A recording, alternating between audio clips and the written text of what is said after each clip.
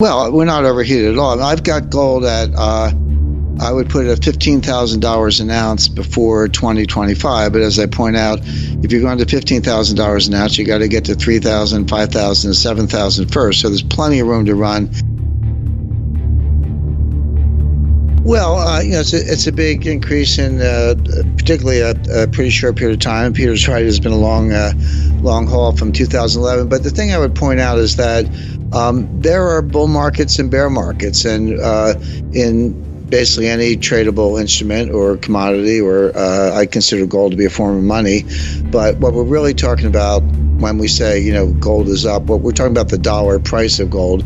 And I view it as a cross exchange rate. People talk about the dollar, the euro dollar exchange rate. The euro is now $1.17. Well, there's a dollar gold exchange rate, and that's the dollar price of gold. So they're just alternative forms of money where people get to express a liquidity preference or a credit preference, if you will, if you're concerned about if you're losing confidence in the dollar. But the first great bull market was 1971 to 1980. It lasted 9 years, and gold went up 2,200%. The second great bull market was from 1999 to 2011. Gold went up at just a little under 700%. But in between, you had a bear market from 1980 to 1999. It was a long one, almost 20 years. Gold dropped from $800 to $250 at the bottom in 1999. And we had a second bear market starting in 2011. Now, I had a very interesting conversation with Jim Rogers. Jim is one of the great commodity traders, money managers of all times. And we were down in Dominican Republic at Casa de Campo. This is around 2014, but the bear market started in 2011, but it really fell off a cliff in 2013.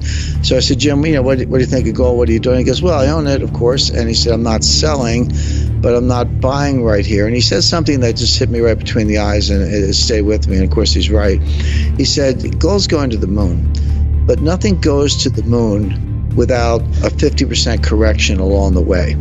And if you look at the high in 2011, $1,900, approximately, and where was the bottom of the bear market? It was $1,050 on December 16, 2015. Nobody knew it was the bottom at the time.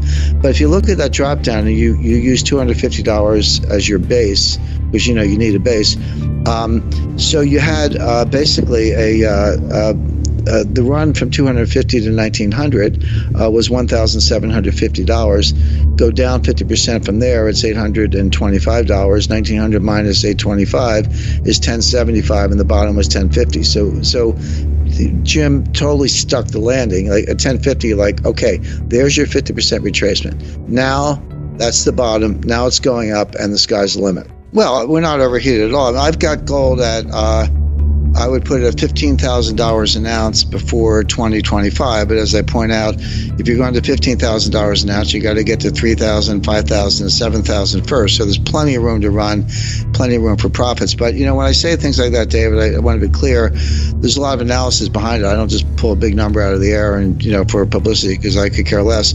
But if you just took the average, there are a couple ways to think about it. Just take the average of the two prior bull markets I mentioned. So 71 to 80, 9 years, 2,200%. 99 to 2011, a 12-year bull market, about 700%. Just take the average. You don't have to go to the higher of the two or extrapolate. Just take the average of those two bull markets. You would say, okay, well, the next bull market's going to be a little over 10 years, and it's going to go up. It's going to go up 1,500%.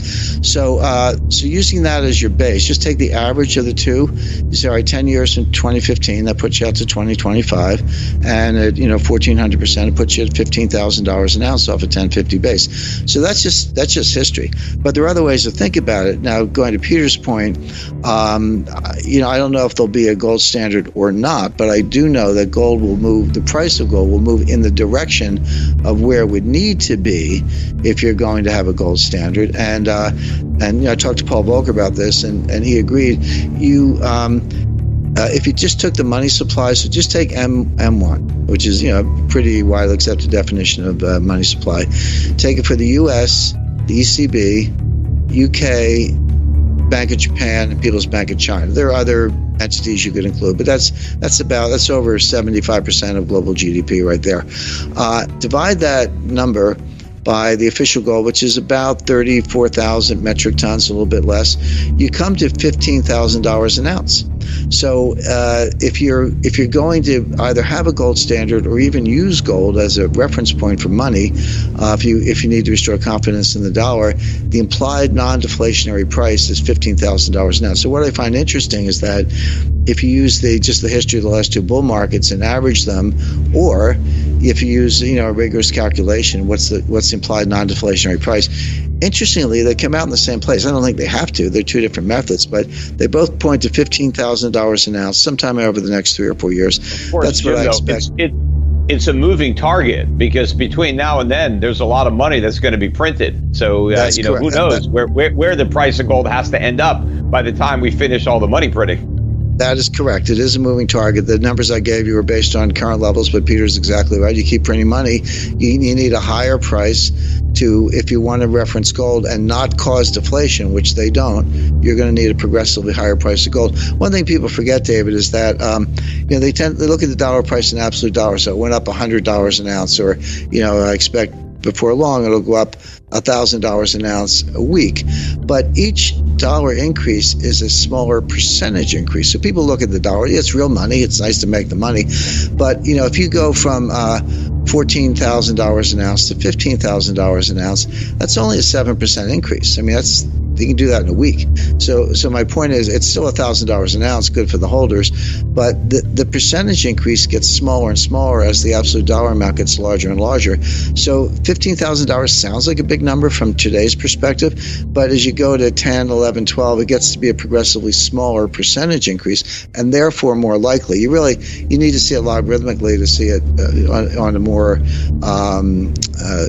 a less hyperbolic curve. So logarithmically is the right way to think about it, but in dollar terms, the percentage increase gets to be pretty small at those levels.